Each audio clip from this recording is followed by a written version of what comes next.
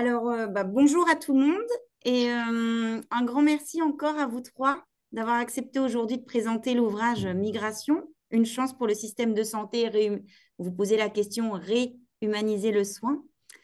Donc, dans le cadre du webinaire de l'ICM Parlons Migration, je vais très brièvement vous introduire et je vais faire ça par ordre alphabétique. Tout d'abord, Christophe Adam, tu es médecin généraliste, professeur associé au département de médecine générale de l'Université de Bordeaux et ancien membre du conseil d'administration de Médecins du Monde France, co-auteur de l'ouvrage La santé des populations vulnérables et fellow de l'ICM au département santé. Agnès Lenné, donc tu es historienne, chercheuse associée à l'Institut des mondes africains, où tu co-organises le séminaire Dynamique de genre en Afrique, et également associée à l'unité de recherche Migration et Société, et fellow de l'ICM au département santé. Et enfin, Simeng Wang, tu es sociologue, chargée de recherche au CNRS et membre du Centre de recherche Médecine, Sciences, Santé, Santé mentale et Société, le CERMES, et coordinatrice du réseau de recherche pluridisciplinaire Migration de l'Asie de l'Est et du Sud-Est, fellow de l'ICM. Donc, c'est une grande première dans le Parlons Migration d'avoir une intervention à trois voix. Je rappelle très brièvement, avant de vous laisser la parole, comment ça fonctionne. Vous avez 45 minutes de temps d'intervention et ensuite, on a 15 minutes de temps d'échange avec les personnes qui nous suivent en ligne. Donc, on termine à 13h30 et ça laisse la possibilité aux gens qui nous suivent d'aller manifester s'ils le souhaitent. Pour les personnes en ligne, juste un petit rappel. Donc, vous avez un questions et réponses. Donc, vous pouvez écrire vos questions dans le chat tout au long des interventions. Et moi, je me charge de les collecter et de les restituer aux trois intervenants à la fin de leur présentation. Voilà. Encore merci et je vous laisse la parole. Alors, c'est moi qui vais un peu lancer le débat pour vous raconter un peu, vous présenter un peu comment est venue cette idée de ce bouquin et de notre rencontre. Alors, j'ai parlé un peu de mon parcours à moi. Je suis arrivé au sein de la mission France de Médecins du Monde en 2000. Donc, ça fait quasiment 23 ans. Alors, ça te donne toujours un petit coup de vieux que je traîne sur ces sujets sur le terrain. Alors au départ, avec la mission Saturnisme à Bordeaux, après les Roms, les SDF, les migrants, tout un ensemble de trucs, de ces sujets. Et en 20 ans, donc en 20 ans, 23 ans, il y a eu plein de rencontres de terrain. Et très vite, avec mes confrères sur lesquels on était engagés, est apparu le fait que ce travail de terrain nous a formés et nous a poussés à inventer d'autres modes de pratique. Alors les choses se sont même, je dirais, accélérées ces dernières années avec les internes. Quand on voit l'intérêt des internes de médecine générale, alors je dis pas tous, hein, pas tous, mais quand même un grand nombre pour ces sujets qui apparaissent à la fois dans des sujets de thèse, dans les sujets de portfolio, dans la validation des DES. Lorsqu'on va à des congrès de médecine générale et on voit que dès qu'il y a un atelier santé des migrants, ça apparaît. Donc vraiment une vraie préoccupation pour ces problématiques et en dehors de la préoccupation, de voir aussi des initiatives, des modèles organisationnels, l'apparition de l'interprétariat téléphonique. Je vois sur Bordeaux le projet Prisme d'accès à l'interprétariat pour tous les acteurs libéraux. Des réunions de synthèse, des RCP pluridisciplinaires. Bien sûr, l'ethnopsychiatrie a beaucoup porté ces questions-là, mais on le voit arriver dans le biomédical. On le voit apparaître dans plein de modèles d'organisation. Donc, c'était, quand on a commencé ça il y a 4 ans à l'ICM, c'était de se dire, mais quand même, à travers notre engagement de terrain de soignants sur la question de la santé des migrants, eh ben, on a construit des modèles d'intervention qui vont au-delà purement de la santé des migrants. Et peut-être aussi changer un peu le regard, c'est-à-dire que souvent on pose le sujet en disant c'est un problème, voilà, ça reste quand même un problème bien sûr, mais est-ce que c'est pas aussi une opportunité? Est-ce que c'est pas une opportunité de réfléchir à des nouveaux modes d'intervention en santé à un moment, et puis la crise du Covid, la crise hospitalière, les réflexions sur les modèles d'organisation du système de soins, eh ben, est-ce que de ces expériences-là qu'on a eues auprès de ces populations ne sont pas des opportunités aujourd'hui, à un moment où on sent bien qu'il faut repenser ou réorganiser notre système de santé? Donc, c'est de ces réflexions, donc, on s'est rencontrés, on a discuté. Euh, donc, avec les anthropologues, c'est toujours intéressant de discuter parce qu'ils vous posent toujours des questions auxquelles vous n'aviez pas pensé. Hein. Donc, ils vous remettent en question. Quand vous écrivez un truc, ils vous disent qu'il ne faut pas l'écrire comme ça, il faut le faire de cette manière. Donc, voilà, il y a eu un mouvement de réflexion et dont est sortie l'idée de ce livre et que Simone et Agnès dont vont vous présenter un peu la trame. Alors moi, je voudrais rajouter un élément important à votre réflexion quand même. C'est-à-dire que on sent qu'on est à un moment d'époque où il y a des éléments de vulnérabilité qui sont liés à la question écologique, qui sont liés, je dirais, au mouvement géopolitique, qui sont liés à la questionnement même sur le modèle économique. Okay, et par rapport à ça, on sent qu'on tâtonne. On est tous en train de tâtonner pour retrouver des lignes de fonctionnement ou des lignes qui font cohésion dans nos systèmes sociaux, dans nos systèmes collectifs. Et la santé n'échappe pas du tout à ces questions, hein, bien sûr. Lorsqu'on voit l'explosion du coût de la santé, l'explosion des maladies chroniques, la question de la participation du patient dans sa prise en charge, hein, parce que sans observance thérapeutique, on n'a pas, sans adhésion, on n'a pas de bonne prise en charge. Et dans ce grand mouvement de vulnérabilité, hein, de grand questionnement, bah,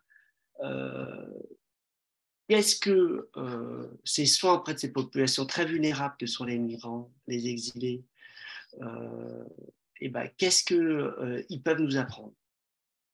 Qu'est-ce qu'ils peuvent nous apprendre? Et à mon avis, ce qu'ils peuvent nous apprendre déjà, c'est qu'on ne peut pas avoir de santé sans discussion pluridisciplinaire, sans prendre en compte l'autre dans sa globalité, dans ses ressentis, dans ses imaginaires et sans qu'il soit partenaire de son projet de soins. Et puis, à mon avis, le dernier élément qu'ils nous apprennent, c'est que la santé, c'est comme un acte politique et que derrière l'acte politique, il y a une conception de l'individu et du vivre ensemble. Bon, voilà, je vous mets ça un peu tout ça en désordre. En tout cas, ça a été une très bonne expérience pour le généraliste que je suis, de travailler avec ses collègues et merci à l'ICM de nous avoir permis de nous rencontrer parce qu'on ne serait pas rencontrés sans ça et d'avoir fait ce bout de chemin ensemble. Du coup, je vais prendre la parole suite à l'intervention de Christophe. Et effectivement, comme il a très bien souligné, c'est un projet collectif, hein, et donc ça, c'est un ouvrage porté par le collectif Entrelacs qui réunit 8 collègues grâce à l'ICM, grâce au département Health. Nous sommes 2 médecins, donc Christophe qui est médecin généraliste et Daniel Delanoë qui est psychiatre parmi nous. Et ensuite, nous avons 3 anthropologues, une historienne et 2 sociologues. Et donc, comme l'a rappelé par Christophe, en quelque sorte, cette rencontre a été impulsée par ces observations et ces ressentis, donc ces expériences en tant que professionnels de santé, en tant que médecins qui ont des expériences cliniques, puisque il il a bien observé que les patients migrants font réfléchir les professionnels de santé. Ces patients eux-mêmes font évoluer aussi les pratiques de soins, puisqu'ils sont tout à fait capables, hein, les migrants, de susciter l'innovation avec leur agentivité. Ils apportent en quelque sorte aux soignants et aussi au système de soins français. Et donc, à cette époque-là, Christophe parlait de l'idée de valoriser ces expériences et ces retours d'expérience, hein, et de transmettre ces expériences aux futurs professionnels de santé. Je pense que tout à l'heure, Christophe va y revenir aussi quand il va présenter plus en détail son chapitre. Et donc, un constat qu'on fait collectivement et en discutant entre nous, c'est de se dire que finalement, réhumaniser le soin, ce n'est pas uniquement pour les migrants, mais c'est pour tout le monde. Et donc là, à partir de ce constat, il y a une première, je dirais, une première démarche collective qui envisage de déstigmatiser les patients migrants et de désinculariser quelque sorte le sujet du soin auprès des migrants et d'inviter le lectorat à une réflexion un peu plus globale et générale sur le soin et l'homme avec un H majuscule, et de réfléchir un peu sur l'universalité des valeurs et éthiques du soin. Et donc, cela nous permettrait, il nous semble, d'aller au-delà de cette catégorie de migrants et des préjugés qui sont attachés à cette catégorie socialement construite. Et à cela s'ajoute une autre démarche, en fait, un autre message politiquement engagé. Il s'agit de déstigmatiser les migrants de façon générale et de renverser le regard, puisque les migrants ne sont pas uniquement des patients, mais ils et elles peuvent également être des soignants et soignantes et contribuent à la prise en charge de la population française en général. Et donc, pour ce faire, nous avons décidé de nous appuyer sur les enquêtes, la méthode qualitative, hein, en sciences sociales, et on cherche à décrire et à analyser des pratiques de soins et aussi des dispositifs de soins et de care plus largement à partir de la parole des chercheurs, bien sûr, mais surtout et aussi avec des soignants et soignantes et aussi à partir des éléments de l'observation participante. Et du coup là, je donne la parole à Agnès.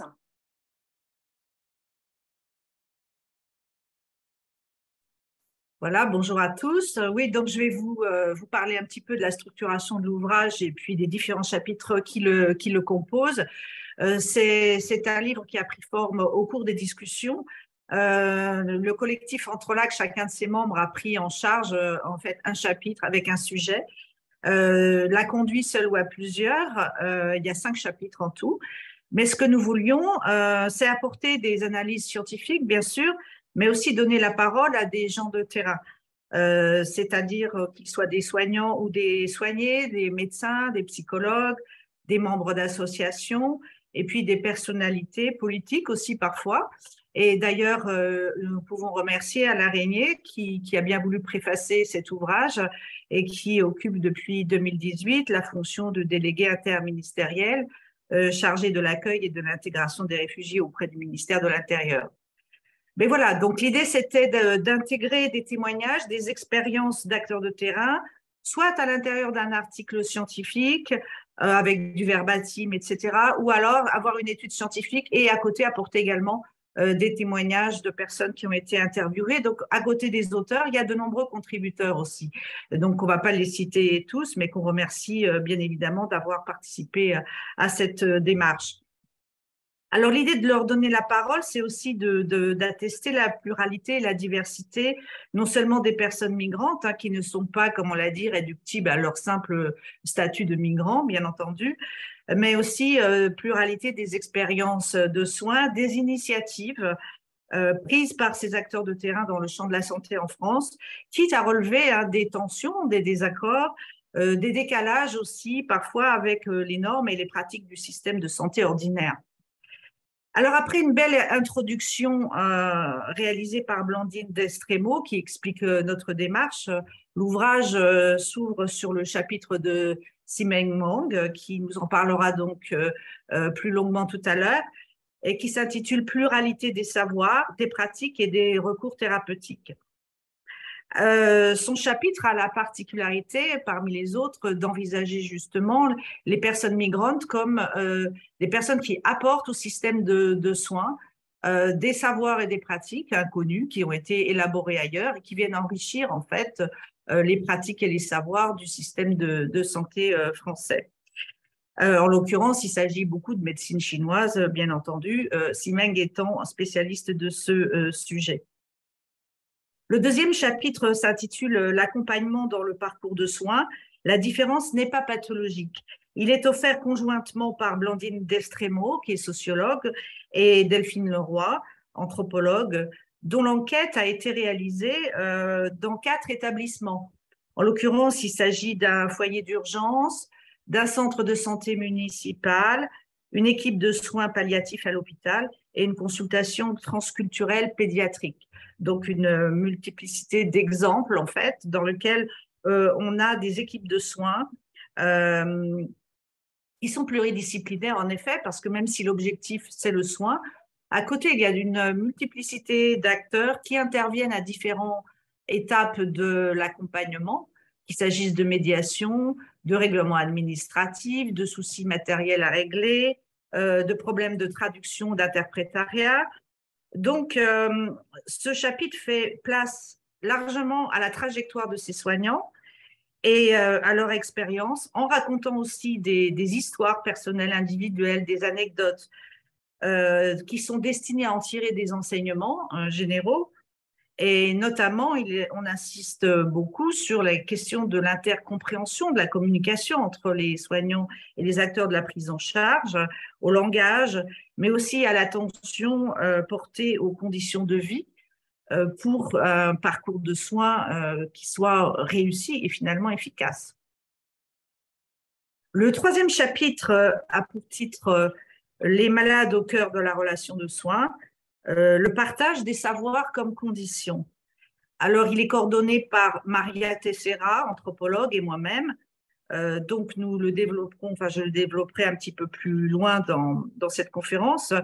Là, il se concentre plutôt sur la parole des personnes migrantes prises en charge dans le système de soins pour des maladies chroniques, donc des maladies qui sont soignées au long cours. Donc, c'est un peu, on choisit un modèle de maladie chronique, en l'occurrence la drépanocytose, pour tirer les enseignements d'une prise en charge réussie, parce que le partage des savoirs est en réalité une condition de la réussite de ce parcours de soins aussi. Le quatrième chapitre s'intitule Parcours de soins, parcours de vie.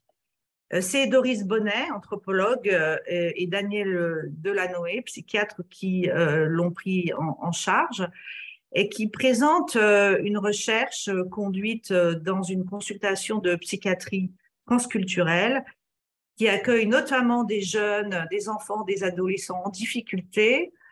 Et c'est en fait toute la famille qui est accueillie par un groupe de thérapeutes, parce que c'est toute la famille qui, en réalité, est en difficulté dans son parcours migratoire, social, familial, économique en France.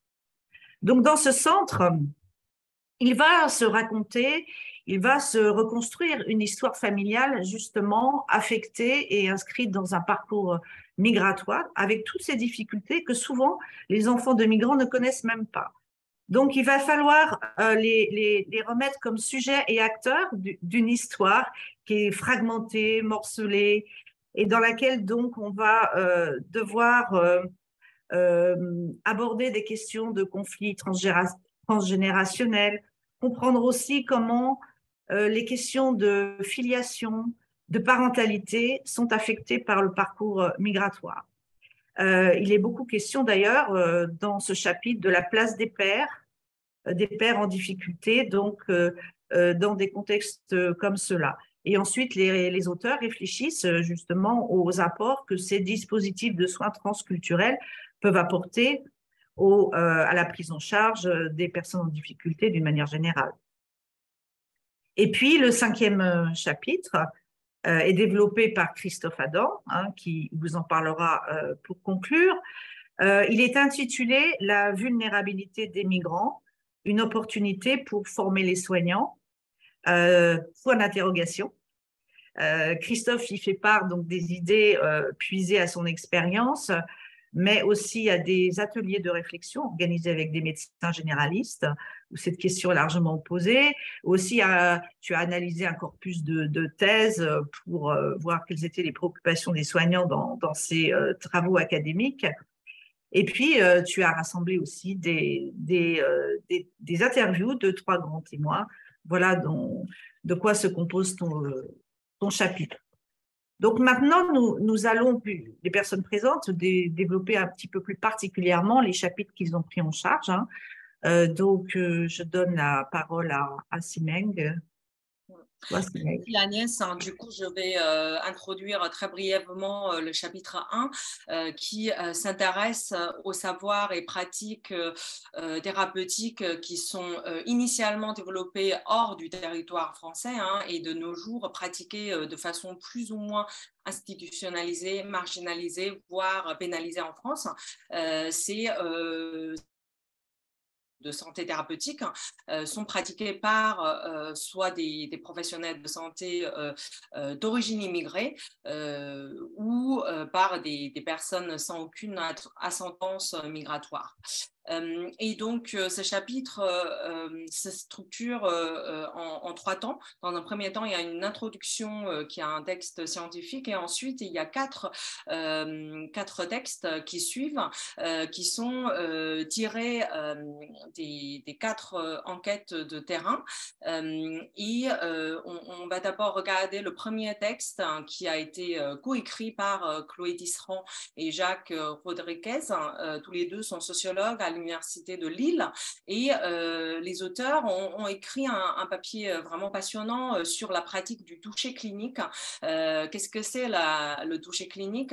Cela signifie l'examen direct du patient par des contacts corporels, notamment des auscultations, des palpations ou percussions, afin d'identifier d'éventuelles anomalies chez le patient. Et donc, ils ont effectué un terrain ethnographique hein, dans une PASS, hein, donc dans une permanence d'accès aux soins de santé à Calais. Et après ce premier texte, il y a un deuxième texte qui a été tiré d'une observation participante et d'un entretien mené par Rafik Harizi, qui était à l'époque interne en santé publique, qui a effectué du coup cette observation et cet entretien dans un hôpital de l'AP-HP à Paris sur la médecine chinoise et plus précisément sur la branche des pratiques corporelles de Qigong de cette médecine chinoise. Et donc l'entretien a été mené avec un enseignant praticien de Qigong qui exerce, qui propose des sessions dans cet hôpital en question. Et ensuite, un troisième terrain et troisième texte empirique qui a été rédigé par moi-même, qui s'intéresse à cette question du développement du marché de care autour de la santé périnatale à destination des femmes d'origine chinoise en région parisienne. Et ensuite, il y a un quatrième texte qui a été rédigé par Nicolas Commune, qui est sociologue, qui est à l'université diplômé à l'université de Rouen, qui a aussi mené un entretien vraiment passionnant avec un praticien fondateur d'un centre thérapeutique de la médecine ayurvédique à Paris. Donc, ce praticien fondateur est d'origine immigrée lui-même. Et donc, ce texte s'intéresse justement à la médecine ayurvédique et son développement et ses consommations de nos jours à Paris. Et donc, très brièvement, ce chapitre vise à réfléchir justement sur les apports de ces savoirs thérapeutiques alternatifs hein, aux soignés, aux soignants et au système de santé français. Donc, il y a 3 niveaux de réflexion collective.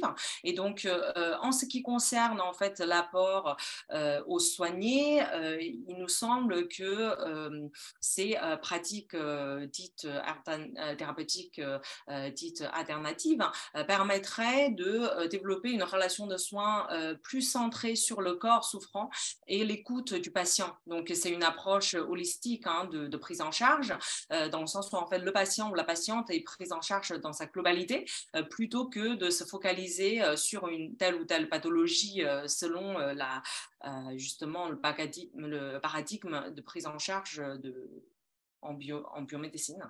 Et ensuite, au deuxième niveau de réflexion sur les apports de ces savoirs et pratiques aux soignants, il nous a semblé que ça permettrait d'une valorisation, ça permettrait une valorisation des compétences de ces praticiens et praticiennes d'origine immigrée face à leur déclassement, éventuel déclassement professionnel.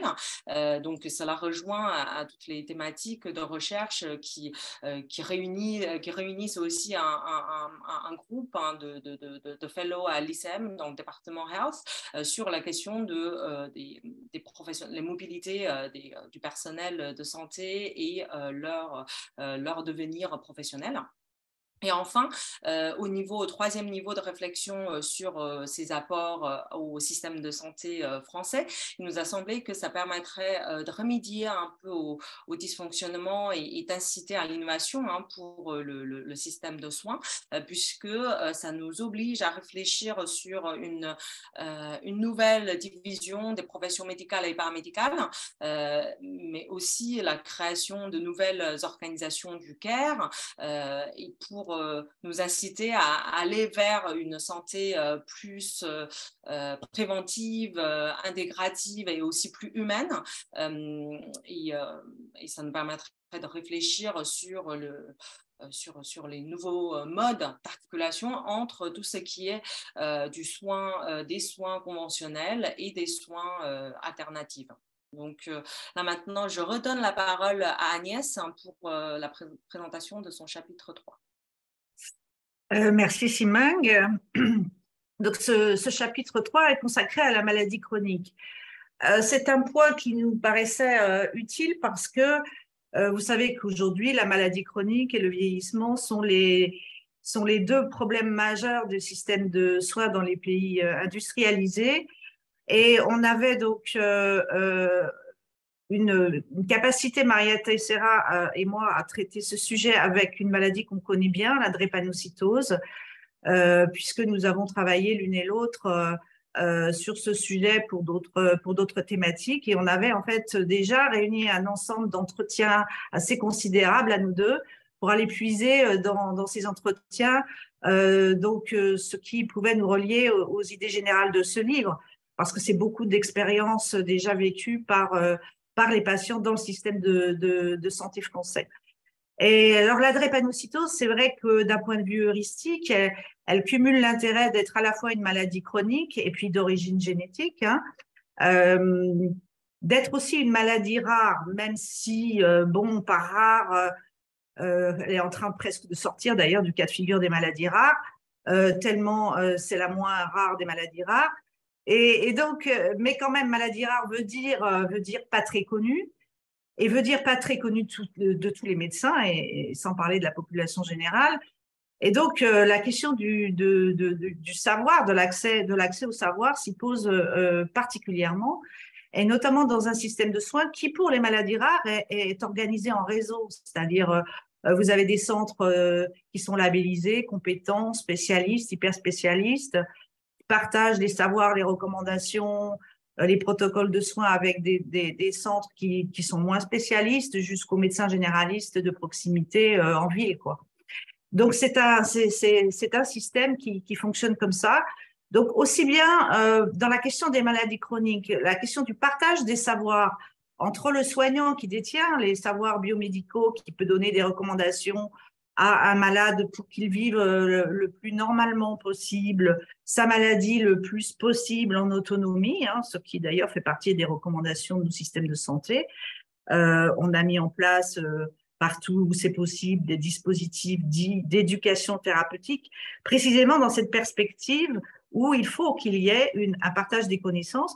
Mais d'un côté, c'est les savoirs biomédicaux vers le malade, mais de l'autre côté, les malades sont invités aussi à copartager ce parcours de soins, accéder à l'autonomie. Il doit communiquer au médecin ses savoirs expérientiels, ses savoirs académiques. Et dans le cas des maladies rares en plus, il est souvent un meilleur connaisseur de sa maladie que le médecin qui est en face de lui.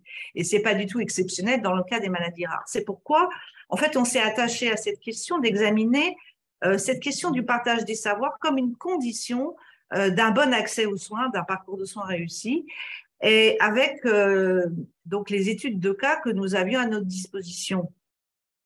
Donc l'idée, c'était de voir un peu dans toutes ces études de cas et témoignages de patients ce qui fonctionne, quand ça fonctionne, pourquoi ça fonctionne ou pourquoi ça échoue.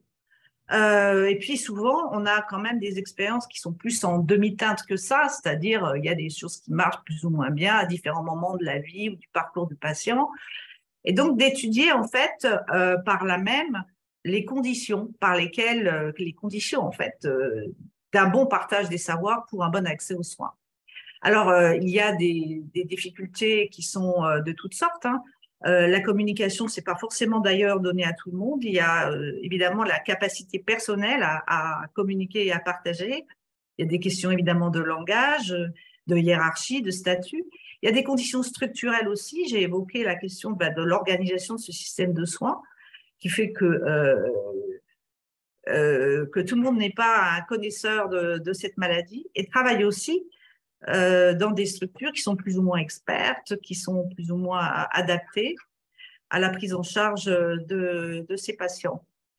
Et puis, il y a aussi des difficultés qui sont liées au parcours de soins des migrants qui, par rapport à une maladie chronique, certes, ils se soucient de leur santé, mais ils peuvent, en raison des difficultés migratoires qui s'ajoutent à leur maladie, être dans une incapacité d'accéder comme ça et d'entrée de jeu à une autonomie face à leur maladie. Quelquefois, ça n'est pas la maladie qui est leur priorité.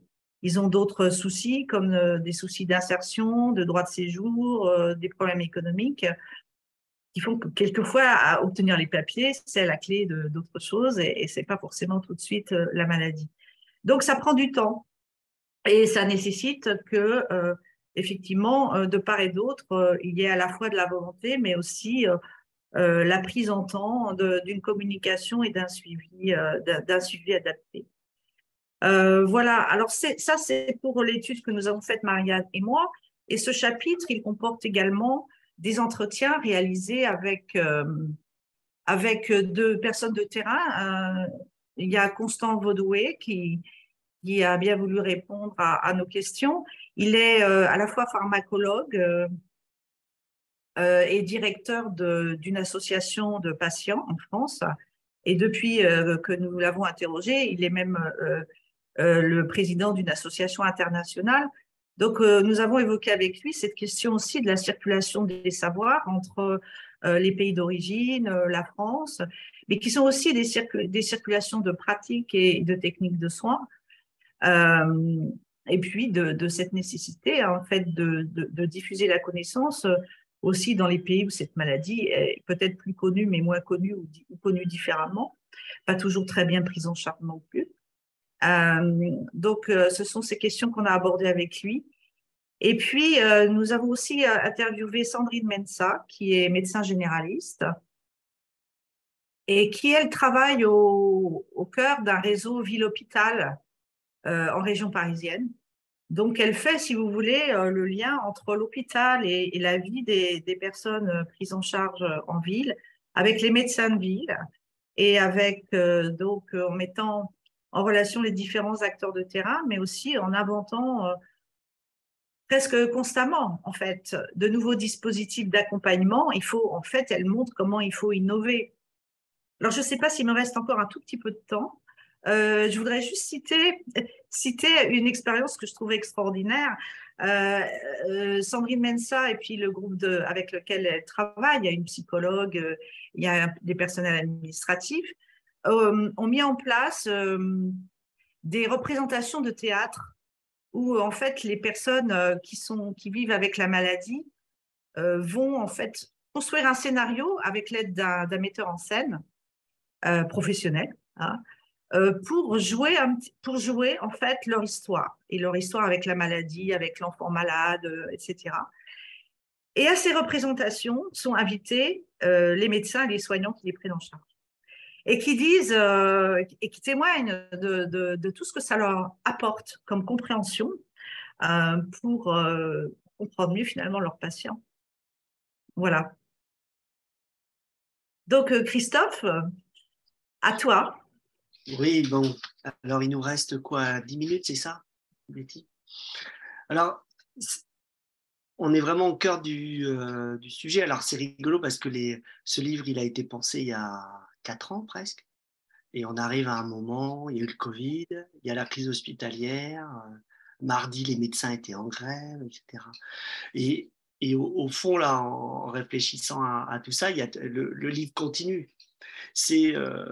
Derrière tout ça, c'est quoi la mission d'un médecin ou d'un soignant aujourd'hui en 2023, c'est quoi sa mission?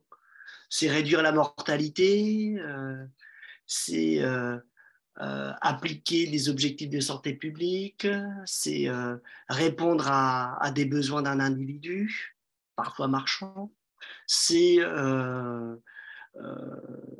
augmenter la qualité de vie d'un individu ou d'une population. C'est quoi la mission du soin aujourd'hui, hein? On peut se la poser. Et est-ce que c'est réduire des risques? Ce que je disais tout à l'heure, dans un moment où on voit qu'il y a un certain nombre de risques écologiques, environnementaux, qui viennent fortement impacter notre santé. Un prof de santé publique à Bordeaux avec qui on discutait, François là, on sait que 40-50% des pathologies pourraient être évitées uniquement par la prévention. Donc, on voit bien qu'il y a des véritables questions de sens qui se posent. Et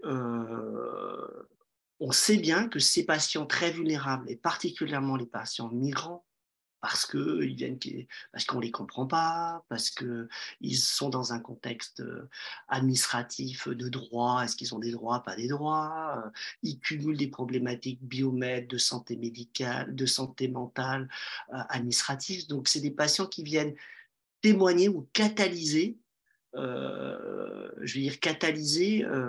un certain nombre de questions, ou du moins ils les mettent en exergue.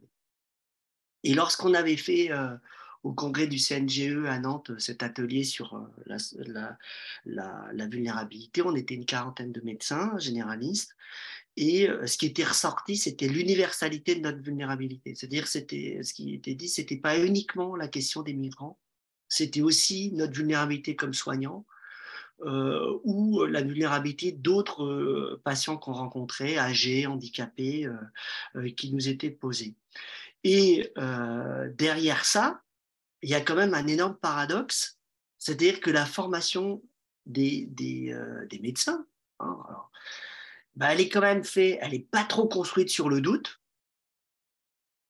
Hein, on ne peut pas dire que ça soit le doute soit mis en avant, c'est plutôt des certitudes. Hein, on appuie sur un truc, on répond à des questions très précises qui donnent une note et qui qualifient la qualité du médecin.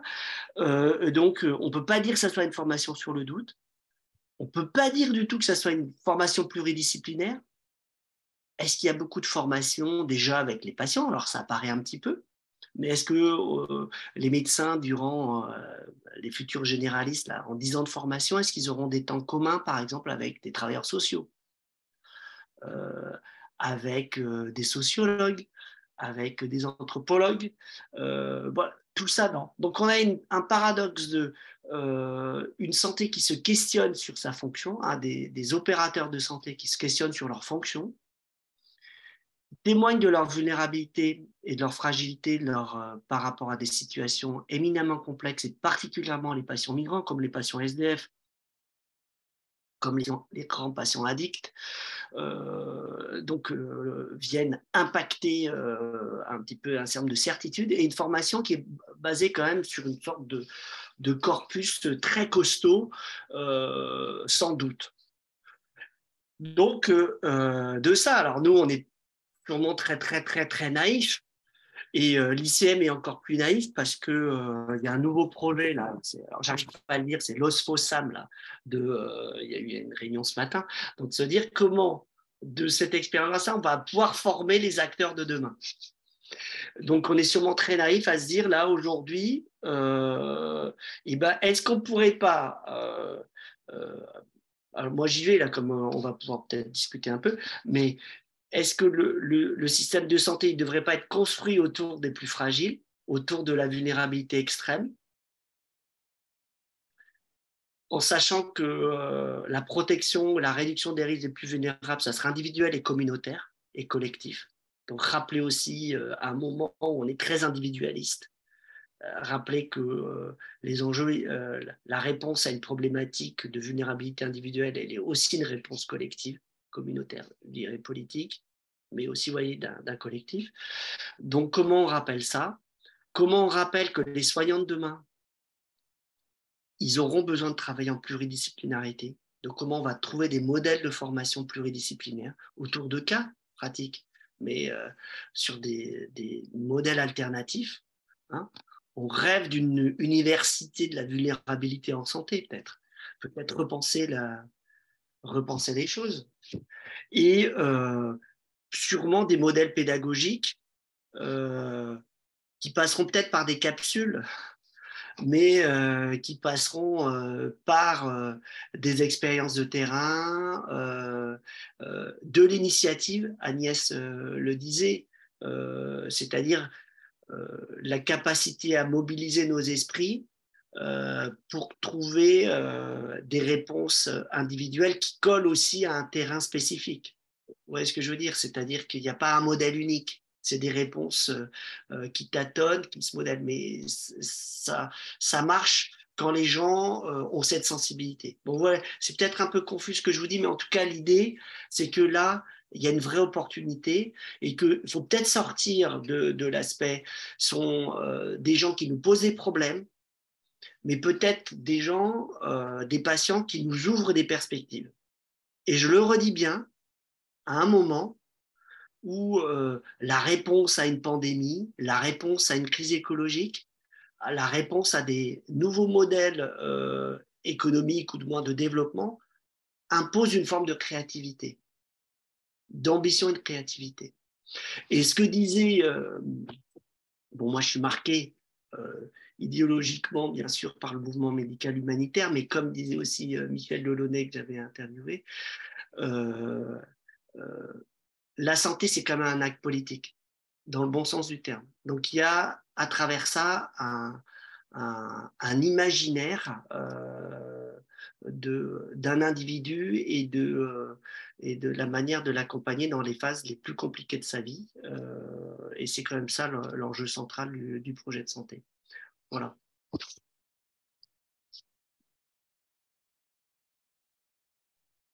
Il est 13, donc c'est ça, c'était à 15 qu'il fallait finir. Exactement. C'est top, c'est super, Christophe. Félicitations, Merci. Respect du timing. Et puis, félicitations aussi pour cet exposé à 3 voix qui était extrêmement clair et qui soulève vraiment de nombreuses questions et d'interrogations sur les opportunités, les perspectives. Moi, je trouve que ce projet, il est assez formidable parce que vous avez vraiment joué le jeu de la convergence au sein du département avec la pluridisciplinarité. Vous ne vous connaissiez pas avant, pas tous, vous n'aviez jamais travaillé ensemble. Et en fait, de cette collaboration est né un ouvrage assez remarquable, en fait, et qui est d'autant plus appréciable parce que vous allez à contre-courant, vous inversez les regards et vous partez du postulat, on va réfléchir en termes d'opportunités, d'innovation, d'agentivité, d'initiatives plurielles. Et je trouve ça assez remarquable comme travail collectif. Et je vous en remercie. Donc, la valorisation des expériences et l'accumulation des vulnérabilités, je pense que c'était très bien, Christophe, que tu reprennes cette accumulation des vulnérabilités et que tu parles des vulnérabilités des soignants. Parce que j'ai l'impression que c'est ce qui a relié aussi vos trois interventions là à l'instant. Moi, je ne connaissais pas, je n'étais pas familière à la maladie rare qui ne devient plus aussi rare de la drépanocytose. Donc, merci à Agnès, parce que je trouve que c'est assez fascinant de se dire qu'en fait, les patients, ils interrogent les savoirs, ils interrogent les formations, et en fait, le soignant devient apprenant. Et donc, il y a un dialogue qui est de facto obligatoire pour qu'il apprenne sur cette maladie rare. Et je pense que ça, c'est très rarement discuté, ni en perspective. Oui. J'aimerais vraiment que tu, si tu pouvais développer un petit peu, parce que tu as parlé donc je fais le lien, hein, c'est des commentaires, questions que je vous pose, je lance des pistes en attendant les questions dans le chat, si elles arrivent. Donc tout le monde, tous les spectateurs qui nous suivent, enfin, tous les collègues et autres qui sont en ligne, vous pouvez poser vos questions dans le chat. Et moi, en parallèle, j'en profite pour lancer des questions ou des pistes, parce que tu as parlé du théâtre comme… c'est une forme de médiation, en fait. Oui, c'est une forme de médiation, c'est un véhicule, oui, c'est un moyen de faire passer des messages de part et d'autre de cette barrière qui ne devrait pas en être une entre le soignant et le soigné. Et c'est vrai que les soignants aussi sont aussi vulnérables par rapport à l'expérience vécue de leurs patients. Ils sont souvent beaucoup plus empathiques qu'on pourrait l'imaginer, mais évidemment, il faut qu'ils gardent la posture du sachant qui contrôle la situation. Mais c'est vrai qu'ils ne sont pas encouragés forcément non plus à voir ce partage comme quelque chose de bien. Le sachant, lui, doit faire figure de sachant. Il est même encouragé en ce sens qu'on parle d'éducation thérapeutique du patient, vous voyez, dans les dispositifs de soins. Ça n'est pas assisté sur l'échange. L'éducation, ça veut dire qu'il y a un sachant qui va enseigner la bonne parole à un soigné, alors qu'en réalité, le soignant, lui aussi, a besoin du retour d'expérience du patient. Et à travers lui, et puis à travers les associations aussi. C'est une bonne chose qu'il y ait des associations de patients qui interviennent aussi dans le système de soins, parce qu'ils sont un point d'appui des soignants pour connaître mieux les effets de ce qu'ils font eux comme soignants, c'est-à-dire le vécu de la maladie, les répercussions d'un traitement, qu'est-ce que ça fait une prise en charge, comment est-ce qu'on peut vivre en ayant en fait une maladie qui vous oblige à aller plusieurs heures par semaine pour une transfusion sanguine ou pour des hôpitaux de jour. Ils ont ces retours-là aussi grâce aux associations de patients. Parce que dans le cadre d'une consultation, c'est difficile de passer, le temps médical coûte cher, hein. Souvent, il est déjà contingenté. C'est un quart d'heure à la consultation en médecine générale, c'est prévu comme ça. Et puis, c'est une demi-heure à l'hôpital. Quand on fait une demi-heure de consultation à l'hôpital, c'est déjà beaucoup, une demi-heure de consultation. Hein. Donc, il faut trouver aussi des moyens de communiquer autrement que dans la consultation elle-même. Enfin, voilà, voilà, je rebondissais là-dessus parce que il y a une réorganisation des rapports de force dans les situations que tu expliquais. Et Christophe est revenu dessus plusieurs fois en parlant de vulnérabilité, en parlant d'organisation d'ateliers justement pour discuter de ces situations où on se sent vulnérable par rapport à certains patients et à certaines situations. Tu as rappelé le contexte pandémique et en fait, voilà, que tout est questionné à l'heure actuelle et que finalement, les migrants, là en l'occurrence, et on voit bien que c'est une catégorie un peu fourre-tout parce que vous montrez dans le livre l'hétérogénéité des contextes. On parle de seconde et troisième génération, du coup, ce ne sont plus des migrants. Et en fait, elle interroge tout simplement le système de soins. Et je voudrais faire la transition avec toutes les questions qui arrivent. Alors, j'y vais. Je vous laisse, je vous en lis plusieurs et je vous laisse répondre. Donc, la première, elle arrive de Chloé Tisserand, qui vous salue tout d'abord et qui s'adresse à Christophe. Dans un ouvrage de Fassin, il parle de la désingularisation de la prise en charge et que tu en avais parlé dans une autre intervention qui l'interpelle, car elle se demande comment c'est possible de bien soigner les exilés sans prendre en compte leurs spécificités. Elle te remercie pour la réponse. Là, c'est Anaïk Pion qui vous remercie pour la présentation. Quelqu'un, c'est anonyme, mais qui vous remercie pour la présentation collective et pour votre ouvrage. Et on se demande si les chapitres traitent de la crise du système de santé et si oui, de quelle façon. S'il y a des retours sur… Ah oui, voilà, moi aussi, c'est une question que j'avais. Anaïk, merci. S'il y a des retours sur votre ouvrage de la part des acteurs de terrain. Et moi, je m'interrogeais si justement, comme on a parlé beaucoup de la formation, est-ce que vous allez présenter votre ouvrage tout simplement dans les facultés de médecine ou auprès des étudiants en formation? Une autre question. Non, voilà. Alors, moi, je veux bien répondre à Chloé. Quand elle parle de singularité, il y a quand même des concepts qui sont des concepts anciens, là, qui ne datent pas de stratégie patient centrée, agenda caché du patient. On voit bien qu'aujourd'hui, un certain nombre d'acteurs de santé ont bien compris que les approches délibératives de compréhension de là où en était le patient dans son parcours étaient fondamentales pour le faire rentrer, entre guillemets, rentrer, dans des stratégies de soins qui sont longues, exigeantes, parler de fardeau thérapeutique, et coûteuses. OK ?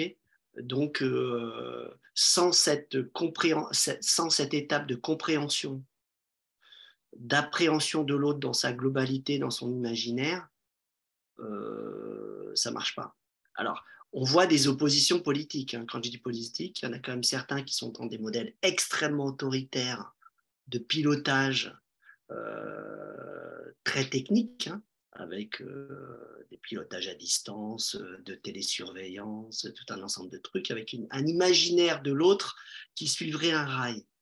Et puis des approches qui sont beaucoup plus participatives, singularisées, mais qui n'oublient pas la volonté de donner à l'autre, d'optimiser ses chances d'être pris en charge. C'est toute la question du bas seuil d'exigence en santé, de tous ces trucs-là. Moi, je crois que… Et c'est intéressant qu'il y ait opposition entre ou débat entre ces deux lectures. Pour moi, l'enjeu dans tout ça, c'est que on a un moment où la question de la participation de l'individu dans son projet de vie et collectif est fondamental. Et je dirais, alors je ne veux pas déraper, mais c'est aussi la question des nouvelles formes de démocratie, de participation. Ouais, ce que je veux dire, on est là-dedans, d'appréhension d'un risque et de comment je suis acteur de la réduction de ce risque ou de la prise en compte de ce risque. Et pour conclure un peu alors il faudrait qu'on en discute vachement, c'est ça qui est intéressant, et c'est pour ça que c'est très intéressant. Moi, je vous dis mon ressenti actuel de soignants qui s'occupent à la fois je suis aussi médecin d'un SAMSA avec un certain nombre de gens, c'est un tiers des gens qui sont des anciens de la rue, des anciens migrants particulièrement abîmés en dehors de mon activité de médecin libéral. Moi, je pense vraiment c'est que aujourd'hui, l'axe central pour moi, c'est comment comment on s'organise pour soigner un monde vulnérable. Ok ?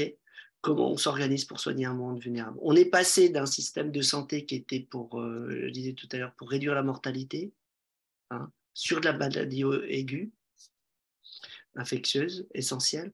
Aujourd'hui, on est dans un système de santé qui doit accompagner, qui doit soigner un monde vulnérable du fait de multiples vulnérabilités qui vont au-delà des questions bioméd. Et c'est la responsabilité des médecins, des soignants, c'est comment on le fait. Comment on les réinvente aujourd'hui. Alors, ce n'est pas trop des réponses, c'est aussi des questions, mais on est là pour ça, hein, pour réfléchir. Sinon, l'idée de présenter notre ouvrage à des soignants, c'est vrai que là, pour l'instant, on a commencé plutôt par les milieux académiques, comme là où nous sommes aujourd'hui. Oui, on devrait l'envisager. Et ça participe d'ailleurs d'une des conclusions qu'on a faites, c'est-à-dire que ça commence sans doute par la formation pour atteindre les objectifs que finalement on estime indispensable pour réhumaniser de soins. Ça passe par de la formation, mais ça, c'est vraiment ton cheval de bataille, d'ailleurs, Christophe. Mais est-ce que ça suffit? Je veux dire, voilà, derrière, il y a toutes sortes de questions à se poser parce que on n'est pas. On devrait, pour ne pas être dans l'utopie et le vœu pieux, passer à l'acte finalement, pour militer, pour faire en sorte que les choses se transforment. Derrière, que faut-il faire? Alors, ça commence par la formation. Est-ce que ça s'arrête à la formation? C'est une question que je te pose, Christophe. En fait, moi, je n'ai pas forcément de réponse. La formation, après, moi, j'avais dû vous dire, mais je me souviens très, très bien, il y a une dizaine d'années, au sein du conseil d'administration de Médecins du Monde, c'était Pierre Micheletti, qui est le président de l'ACF aujourd'hui, on avait eu toute une réflexion sur la question du refus de soins des médecins par rapport aux gens titulaires de la CMU, de la ME. Et Pierre, à l'époque, avait dit, on va dénoncer ça, mais à la fois, il faut qu'on infiltre, entre guillemets, l'université pour expliquer qui sont ces patients et pourquoi. Et de ça a été créé tout le réseau des DU santé-précarité. Certaines universités ont fait des optionnels, nous, on avait fait un optionnel santé-précarité, etc. Il y a quand même une question de base. À mon avis, il y a une question de fond sur infiltrer la formation, c'est évident. Je pense qu'il faut la sortir du militantisme en expliquant bien la question de l'universalité de la vulnérabilité, okay, c'est-à-dire que le handicap, c'est l'âge, c'est le poids de la maladie chronique, c'est les gens sans droit, c'est toute la question de les gens qui subissent des violences, ouais, tout ce truc-là sur la définition de la vulnérabilité, okay, et qui impacte fortement l'accès à la prévention et aux soins. Et après, je reviens sur mon histoire sur le monde vulnérable. Il faut bien intégrer aussi aujourd'hui les enjeux écologiques. Hein. Moi, j'ai très bien vu aussi à Médecins du Monde sur la prévention des catastrophes. Je veux dire, ce qui s'est passé en Turquie aujourd'hui, où, je veux dire, c'est pas les systèmes extérieurs, c'est aussi les systèmes locaux, c'est les communautés qui trouvent des solutions à leurs problématiques de santé. Donc, c'est aussi ressortir décentralisé, démédicalisé, même s'il y a des enjeux médicaux et techniques. Vous voyez ce que je veux dire? C'est tout ce débat-là. Mais là, il y a un changement à partager ensemble, à penser ensemble. Et peut-être qu'un jour, on fera une université populaire en santé, comme il y a aujourd'hui l'université des patients, je ne sais pas quoi. Mais voilà, c'est des choses à imaginer. Et je pense que dans le projet, j'arrive jamais à le dire, c'est très compliqué. Et le fait voilà, qu'il soit peut-être accessible par le numérique à tous, c'est aussi une pierre à tout ça, à cette transmission de pensée. D'ailleurs, je tiens à te dire que toute l'équipe du projet est dans la salle d'à côté et ils vous suivent, ils vous écoutent. On est à 2 minutes de la fin. Il nous reste 2 petites minutes. Donc, Simeng, est-ce que tu voudrais justement avoir les mots de la fin et ajouter quelque chose sur ces questions de circulation des savoirs, de formation? Non, je pense qu'en fait, Agnès et Christophe ont dit l'essentiel par rapport aux questions posées et sur la question justement de l'universalité des vulnérabilités et justement notre approche de désingulariser cette question de prise en charge des patients pour repenser de façon plus globale l'articulation entre migration et santé. Peut-être aussi, je peux juste ajouter un mot de fin. Je pense que bien évidemment, il il faudrait articuler les différentes échelles analytiques, hein, parce que tout à l'heure, Christophe a parlé des réponses presque communautaires, en tout cas au niveau local, pour répondre à certains soucis de problèmes de santé ou des catastrophes naturelles, etc. Je pense qu'effectivement, quand on parle de migration et santé, il est toujours important d'articuler l'échelle locale, l'échelle nationale et l'échelle transnationale. Je pense que beaucoup d'entre nous, on est très sensible à cette articulation et il est vrai que tout ce qu'on observe dans l'espace global, dans l'espace transnational ne peuvent pas être compris sans comprendre au niveau local qu'est-ce qui se passe et qu'est-ce que à l'échelle aussi individuelle, hein, comment ces réflexions sur la santé et les pratiques de santé s'inscrivent de façon durablement dans la trajectoire sociale et les parcours migratoires de ces individus en question. Donc, alors, ça me semble une merveilleuse synthèse de fin. Merci beaucoup, Simeng. Encore merci à tous les trois. Je pense que c'était vraiment passionnant de vous écouter et ça donne envie, bien évidemment, de lire le livre, mais ça a aussi soulevé beaucoup d'autres questions. Donc, j'espère qu'il y aura Migration, une chance pour le système de santé, part 2. J'espère qu'il y aura une suite, vraiment. Encore merci et on se retrouve à très bientôt dans le cadre des activités de l'ICM.